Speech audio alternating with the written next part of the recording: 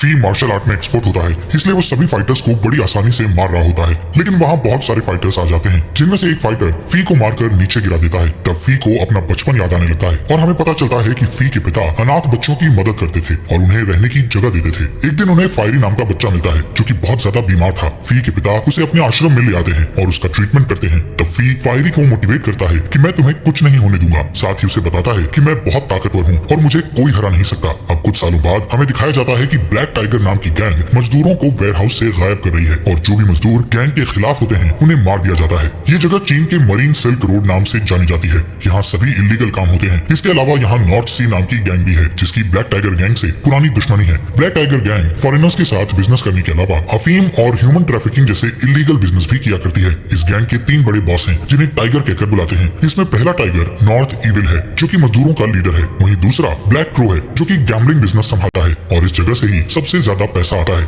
इसके बाद तीसरे टाइगर को दिखाते हैं जिसका नाम ओल्ड स्नेक है जो कि ह्यूमन ट्रैफिकिंग करता है और बहुत ही अय्याश इंसान है। इन तीनों टाइगर्स का बॉस और गैंग का लीडर मास्टर लुई है जो कि तीनों टाइगर्स को अपना मुंह बोला बेटा मानता है। इसके बाद हम फी को कुछ फाइटर्स के साथ देखते हैं जो कि ब्लैक टाइगर गैंग में शामिल होने के लिए आ रहे थे। फी का यहाँ आने का मकसद गैंग का 4th टाइगर बनना था। अब सभी को मास्टर लुई के पास ले जाया जाता है। यहाँ लुई सभी के सामने अपने एक आदमी को जान से मार देता है क्योंकि उसने गैंग को धोखा दिया था। अब लुई जलती हुई 2 रॉड्स को उन फाइटर्स की तरफ करता है जिससे सभी डर जाते हैं, लेकिन फी बिल्कुल भी नहीं डरता। इस बात से लुई बहुत इंप्रेस होता है और सभी के लिए चाय मंगाता है। जिसके बाद वो सभी को चाय सर्व करते हुए उनके हाथ पर चाय गिराता है। सभी फाइटर्स दर्द के कारण अपने कप को नीचे गिरा देते हैं, लेकिन फी उस दर्द को कंट्रोल कर लेता है। जिसके बाद लुई सभी से कहता है कि जो भी नॉर्थ सी गैंग के मास्टर का सर काटकर मेरे पास लाएगा उसे मैं अपना चौथा मुंह बोला बेटा मान लूंगा और गैंग का 4th टाइगर कहलाएगा। अब हमें कहानी की शुरुआत वाला सीन दिखाया जाता है जहाँ फी नॉर्थ सी के मास्टर से फाइट कर रहा होता है। दोनों के बीच बहुत ही खतरनाक फाइट होती है और फी मास्टर पर हावी हो जाता है और उसका गला काटकर वहाँ से जाने लगता है।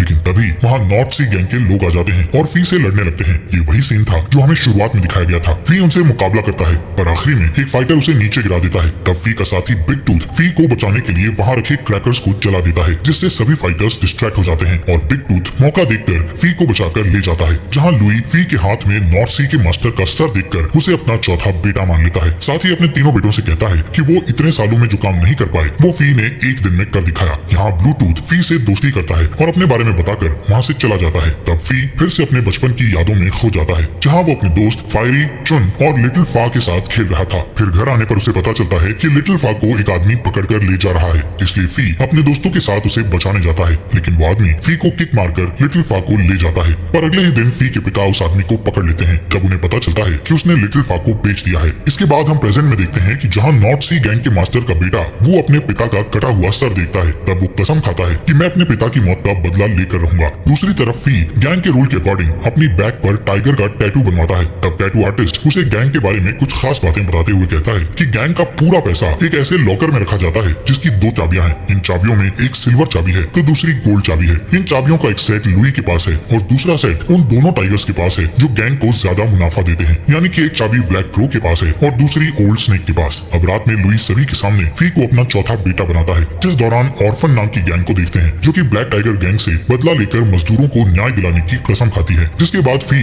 धीरे धीरे नॉर्थ सी गैंग के लोगों का खात्मा करके उनकी जगह छीनने लगता है और एक खतरनाक टाइगर बन जाता है। फी अक्सर ऑर्किड नाम की प्रोस्टिट्यूट के पास जाता है जो कि फी की अच्छी फ्रेंड थी। एक दिन जब वो ऑर्किड के यहाँ सो रहा था तब उसे हर बार की तरह लिटिल फा का सपना आता है। फी को लगता है कि शायद लिटिल फा को प्रोस्टिट्यूशन में डाल दिया गया होगा, इसलिए वो बहुत दुखी होता है। यहाँ ऑर्किड की बातों से पता चलता है कि वो फी को पसंद करती है, लेकिन फी उसे सिर्फ अपनी दोस्त मानता था। फी ऑर्किड को बताता है कि उसके पिता के दुश्मनों ने उनका अनाथ आश्रम चला दिया था। तब पिता ने सभी बच्चों की जान बचाई पर उस हादसे में उनकी डेथ हो गई। इसके बाद फी 4th टाइगर बनने की खुशी में अपनी गैंग के साथ सेलिब्रेट करता है। जिस दौरान वहाँ नॉर्थ इविल आता है जो कि फी से बिल्कुल भी खुश नहीं था, जबकि फी की ब्लैक क्रो और ओल्ड स्नेक से अच्छी दोस्ती हो जाती है। यहाँ नॉर्थ इविल फी को लड़ने के लिए उकसाता है और फी खुद पर कंट्रोल करता है। यहाँ पता चलता है कि नॉर्थ इविल और ब्लैक क्रो की भी आपस में नहीं बनती। तभी ब्लैक क्रो नॉर्थ इविल का मजाक उड़ाता है जिससे नॉर्थ इविल उससे लड़ने के लिए खड़ा हो जाता है। तभी वहाँ लुई आ जाता है और दोनों को डांटने लगता है। जिसके बाद हम फी के बचपन के दोस्त फायरी और चुन को देखते हैं जो कि अनाथ बच्चों का ख्याल रखते हैं और ऑर्फन गैंग चलाते हैं। यहाँ फायरी चुन को एक ब्रेसलेट देता है पर चुन उस ब्रेसलेट को वापस कर देती है। असल में फायरी चुन से प्यार करता है लेकिन चुन फी को पसंद करती थी। अगले दिन हम कुछ बिजनेसमैन को देखते हैं जो लुई से 300 मजदूरों को विदेश भेजने की डील करते हैं, जिसके लिए लुई मान जाता है और 300 मजदूरों को किडनैप करके उन्हें विदेश भेजने का सोचता है। इसके बाद फी लुई से पूछता है कि कुछ मजदूर विदेश जाकर काम करना चाहते जाते हैं तो उन्हें किडनैप करने की क्या जरूरत है, जिस पर लुई बताता है कि बिजनेसमैन उन मजदूरों को हमेशा के लिए खरीदने वाले हैं। यहाँ लुई फी से वू को ढूंढने के लिए कहता है क्योंकि लुई को लगता है कि वो अपने पिता का बदला जरूर लेगा। दूसरी ओर फायरी और चुन को पता चलता है कि एक बच्चा बीमारी के कारण मर गया है, जिस वजह से वो बहुत दुखी होते हैं। इसके बाद हमें फिर से फायरी और फी का अतीत दिखाया जाता है, जहाँ वो दोनों अपने पिता की मौत का बदला लेने आश्रम में आग लगाने वाले आदमी के पास जाते हैं, लेकिन किसी ने पहले ही उस आदमी को मार दिया था। तभी फी के पिता का एक दोस्त वहाँ आता है जो कि एक मंक है। वो उन दोनों को अपने साथ ले जाता है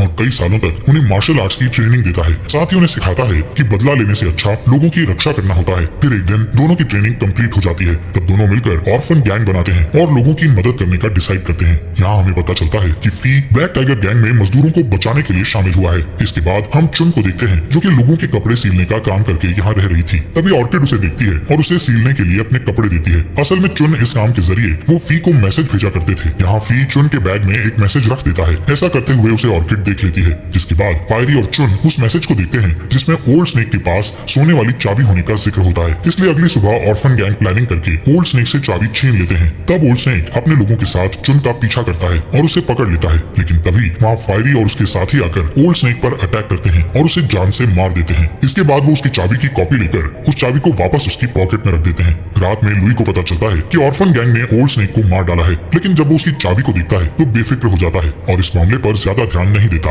अब मास्टर उस चाबी की जिम्मेदारी नॉर्थ ईविल को सौंपता है, जिसके बाद फी बिग टूथ के साथ गैम्बलिंग करने के लिए जाता है, जहाँ वो बार बार अपने पैसे हारता है। अब क्योंकि फी फोर्थ टाइगर है, इसलिए वो गैंग मेंबर से बार बार पैसे उधार लेता है, पर आखिरी में उसे पैसे देने से मना कर दिया जाता है, जिससे फी को गुस्सा आ जाता है। तब ब्लैक क्रो फी को अपने साथ ले जाकर उसे 50 चांदी के सिक्के गिफ्ट करता है, पर फी उससे 300 सिक्के की डिमांड करता है, जिससे ब्लैक क्रो को गुस्सा आ जाता है। तब फी उसे सोने की चाबी दिखाता है जो कि असली चाबी की कॉपी थी। फी कहता है कि उसने नॉर्थ ईविल के आदमी को इस चाबी की कॉपी बनाते हुए देखा था, इसलिए उसने चाबी छीनकर उस आदमी को वहीं मार डाला। असल में फी का प्लान ब्लैक क्रो और नॉर्थ ईविल को आपस में लड़ाने का था। यहाँ ब्लैक क्रो को लगता है कि ओल्ड स्नेक को नॉर्थ ईविल नहीं मारा होगा, इसलिए अब वो फी के साथ मिल जाता है और उसकी डील मान जाता है। इसके बाद दोनों गैंग का खजाना देखने जाते हैं। ब्लैक क्रो बहुत खुश होता है क्योंकि अब उसके पास दोनों चाबियां थी। रात में फी मछली पकड़ने जाता है, यहाँ फायरी भी मछली पकड़ रहा था। फी उसे मछली देते हुए कहता है कि बड़ी मछली फंस चुकी है। तब फायरी घर आकर फी का मैसेज देखता है जिसमें खजाने का मैप था। अगली सुबह चुन ऑर्किड की ड्रेस लौटाने के लिए आती है, जिसमें उसने फी के लिए एक मैसेज रखा था।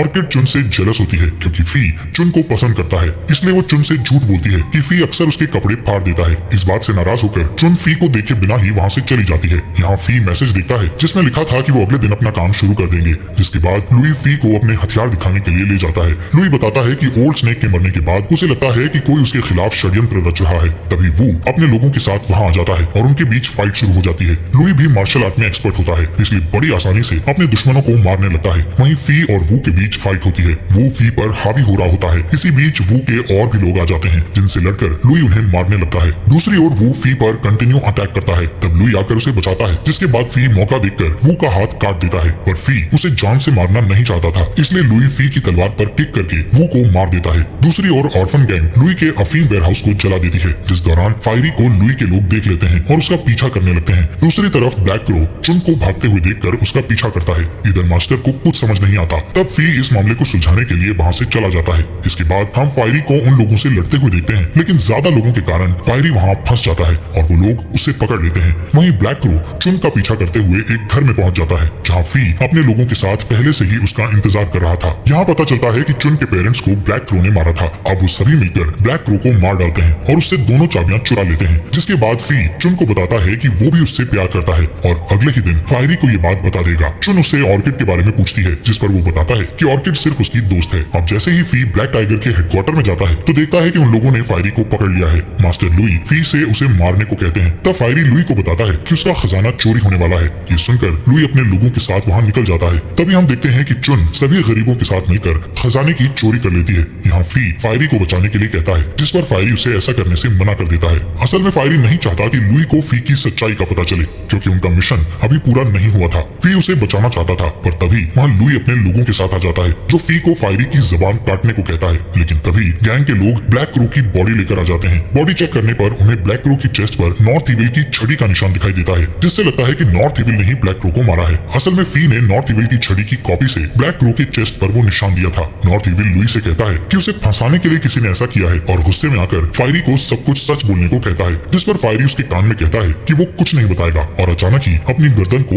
ओल्ड स्नेक की तलवार तलवार के पास लाकर काट लेता है, जिससे फायरी की वहीं पर डेथ हो जाती है। अब सबको लगता है कि नॉर्थ इविल ने जानबूझकर फायरी को मारा है, लेकिन लुई को अभी भी शक था कि इन सब के पीछे किसी और का हाथ है। यहाँ फी फायरी की मौत से दुखी होकर उसके साथ बिताए अच्छे दिनों को याद करने लगता है। इसके बाद हम फी को ऑर्किड के पास देखते हैं। फी बहुत रोता है और ऑर्किड को फायरी की मौत के बारे में बताता है। फी को समझ नहीं आ रहा था कि वो अब फायरी के बिना उन 300 मजदूरों का पता कैसे लगाएगा। साथ ही नॉर्थ इविल को भी उस पर शक हो गया है। तभी हम देखते हैं कि बिग टूथ फी की बातें सुन रहा है, लेकिन वो इसके बारे में किसी को नहीं बताता है। फी बाजार में आकर नोटिस करता है कि लुई के लोग चारों तरफ फैले हुए हैं, लेकिन वो ऑर्फन गैंग को अलर्ट रहने और मिशन को अवॉइड करने का सोचता है। फी एक स्टोरी सुनाने वाले आदमी के पास जाता है और उसे एक ऐसी स्टोरी सुनाने को कहता है जिसे सुनकर ऑर्फन गैंग तक उसका मैसेज पहुंच जाएगा। फी का ये प्लान काम करता है और सभी लोग अलर्ट हो जाते हैं। लुई जब उस स्टोरी को सुनता है तो उसे समझ आ जाता है कि किसी ने उन लोगों को अलर्ट करने के लिए उस आदमी को स्टोरी सुनाने का बोला होगा। इसलिए वो आदमी उससे पूछता है कि ये स्टोरी सुनाने का किसने कहा, पर वो आदमी अंधा होता है। इसलिए मास्टर उसे आवाज पहचान कर उस आदमी का पता लगाने का बोलता है। मास्टर के सभी लोग एक एक करके उसके कान में उसकी स्टोरी का नाम लेते हैं, पर फी उस आदमी के कान में कहता है कि मैं उसी गैंग का मेंबर हूँ जिसने कल रात सबको खजाना दिलाया था।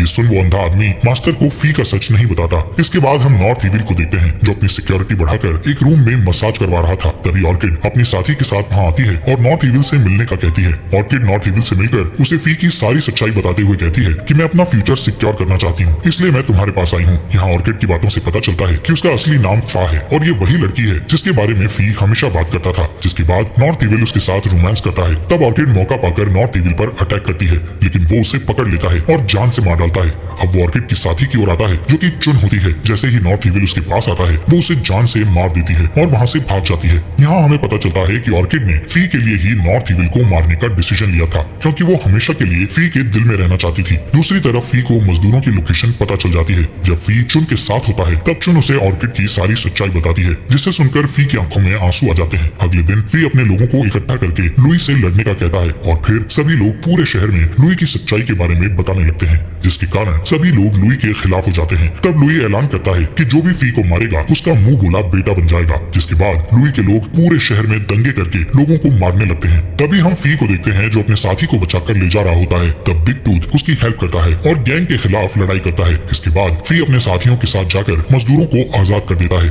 और फिर सभी मजदूर लुई के पास जाकर आंदोलन करने लगते हैं। तब फी लुई से कहता है कि अगर उनके बीच लड़ाई हुई तो काफी लोगों की जान जाएगी, इसलिए उसने फैसला किया है कि सिर्फ वो और लुई आपस में फाइट करेंगे, जिसके लिए लुई मान जाता है। फाइट करने से पहले फी रूम में आग लगवा देता है। फिर हम दोनों के बीच फाइट देखते हैं, जिसमें मास्टर लुई फी को बुरी तरह मारता है, पर बाद में फी लुई पर हावी होता है और उसे नीचे गिरा देता है। फी लुई का हाथ पकड़कर उसे बचाना चाहता है, लेकिन लुई इसकी मदद लेने से मना कर देता है और नीचे गिरकर मर जाता है। इसके बाद फी एक अनाथ आश्रम खोलता है और अपने पिता का सपना पूरा कर देता है। इसी के साथ ये मूवी यहीं पर खत्म हो जाती है।